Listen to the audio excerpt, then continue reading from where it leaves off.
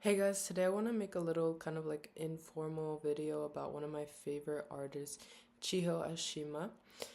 Um, this is her queenness. Yes.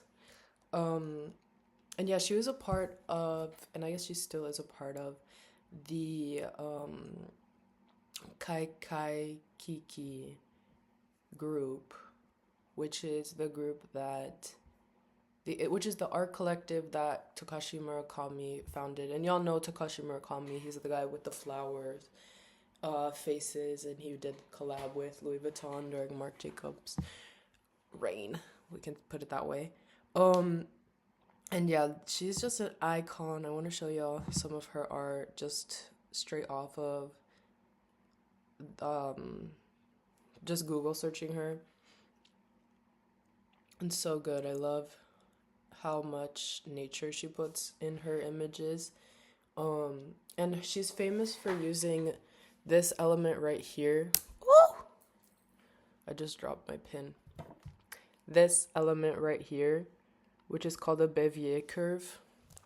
And it's basically a feature, like it's like a mathematical curve that allows her to make her art in any size, but it's easily translatable to bigger scales. And that's something that interests me so much right now because I'm trying to print my images, but I'm realizing that because I'm not, consciously thinking about the scaling, it gets really pixely, which is a style of its own, but it's cool to see that you can actually overcome it. So she's known for using the Bevier curve. She has a lot of, she's Japanese. She actually was studying economics in the university, and she was literally like, this is so boring, I'm gonna do art. And then she got picked up, and since then, she's had a lot of success. In I want to say the 2000s, she did the Red-Eyed Tribe, which is another really famous piece of work of hers that you've probably seen.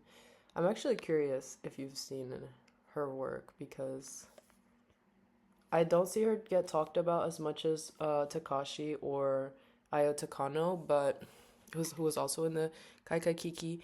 But she's iconic. So this is the work, the Red Eye Tribe, which she did as a ad campaign for Issey Miyake. And again, because of the Bevier curve, she was able to scale this up into like huge, uh, into a huge scale, and it was like a big advertisement at the time. This one is so cool. One thing that I really do love about her style is the girls in it. I think it's called, let me see, there's a Japanese word for it. She's obviously a part of the super flat movement, which is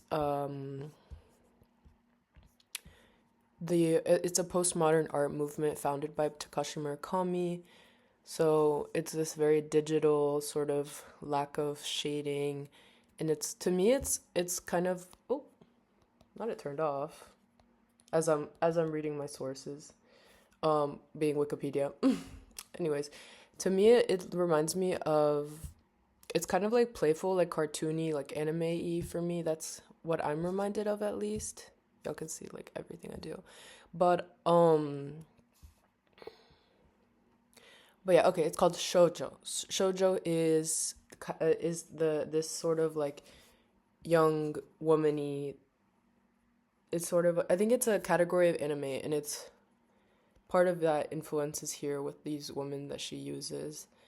And she just fits them up crazily. Like, I think in this one specifically, they're fitted up in Issey Miyake. This one here is one of my favorites, and it's actually my screensaver. Guys, look at this. I just want to talk about this one for a second, just on like a look at this perspective. But this is another Red-Eyed Tribe member, and my favorite thing about this one is so there's this snake that is coming out of her region, we could say, and it's all the way up here with her heart, which is not even in her body. Her heart is fully outside of her body. And then we have, in place of a female reproductive system, it's a flower. and then it says love right here. You can't really see it that well, but right here it says love. Um, yeah, and she's sitting on this beautiful leaf with all of these beautiful and flowers around her. And to me, it just feels like almost a battle of nature. That's kind of how I feel with her art. Is like it feels so like post war, I guess. Like I don't know. I know that's like a really big theme with Japanese artists is like post war and like dealing with kind of such a stark difference between, you know, what is like construction period and then just like the vast reconstruction period that happened, and just how quickly they modernized and everything over there. And I just love it. Like, yeah, I don't know. This is really beautiful for me. I always look at this and I kind of feel like I'm her in a way. And she does actually say that um, that many times the avatar is her. Like many times this is sort of a artification of her, I guess, in a life imitates art sort of way. Um, but yeah, she talks about how like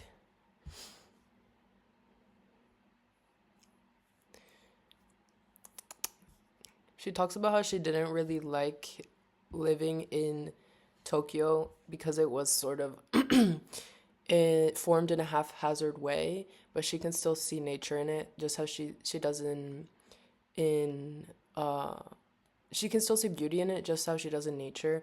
And she talks about how the evolution of humankind is great, and humankind thinks nature is precious, but it's difficult for us to coexist with nature, and that she represents these two souls, humankind and nature, that cannot understand each other through the images of buildings and mountain.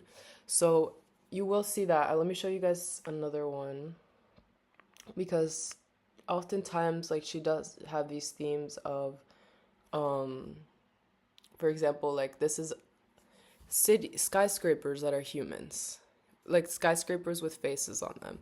So that is kind of like that play between human and nature. And it's interesting because I talk about this a lot with um my boyfriend, and we talk a lot about how there's sort of this idea that humans are separate from nature, that we're humans, and then there's almost like a savageness to nature that separates us and makes us be more civilized. But that's totally like a epistemology. It's totally a perspective, and I think Chiho Shami is one of the few are or one of the I don't know a few, but she really does play with the idea of breaking that and sort of rethinking it. And to me, it applies a lot to like my personal opinions on AI, for example, because I do feel like in a way AI and other robots, like we have really created sort of a new life form, and machine, even though we wouldn't include it in our general understanding of nature, machine has become a life of its own in a way. And so it's sort of about like a reconstruction of what is actually life, right? And so it's interesting because like if we were, like even in a couple generations, we may think of machine as a different life form, just how we think of bacteria as a different life form. So seeing this, it sort of feels like almost uh, a prediction, or almost like a an understanding of that sort of reality where we see less separation in life, and we see life more as what we have made it, because if you think about it, like the way that cities function, for example, is very much like when you look at it from above, like say you're looking at it from a skyscraper perspective or from an airplane, it looks like we look like ants. We look like little ants buzzing around and everything. And it's you really see a life force in the city. And I think that this is what that reminds me of, and it's sort of kind of confronting it in a way that is it's very funny. And I love humor in art. I love I love art that is like so literal in a way that it's almost funny. And I think that's what this is. It's kind of like Who would have thought to put faces on cities, you know? And I feel like Japanese people do that a lot. They love putting faces on things. Like you see that on like the packaging and everything. And I actually wonder if that has to do with their um spirituality, because I know a lot of them are, what is it, Taoist? Is it Tao? Is it Taoist, or am I speaking out of my ass? It's Shintoist, I'm sorry. Which is this belief that every object has a life, and so every object is respected to be full of life force, and so you respect every object. For example, there's temples for toilets, there's temples for nails, there's temples for rings, you know, fingers, there's temples for cats, dogs, etc. Like everything is considered to have a life force that needs that demands respect, that demands attention, rather than it being sort of this idea of the five animal kingdoms, etc. Another one that I really love is this one.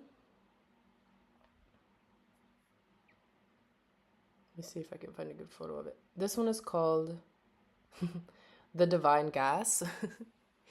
And it quite literally is a divine gas. It's a girl just farting. Okay, there we go.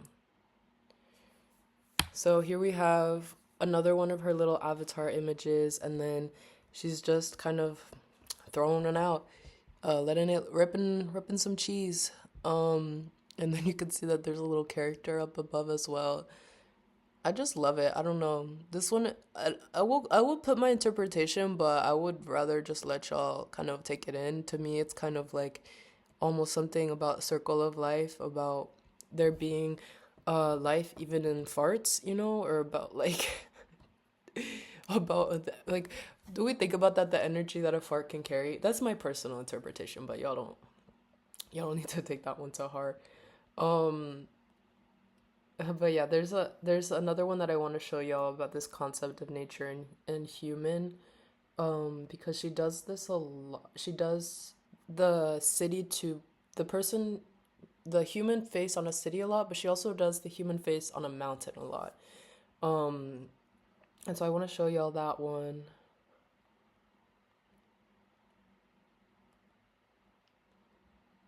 Where is it?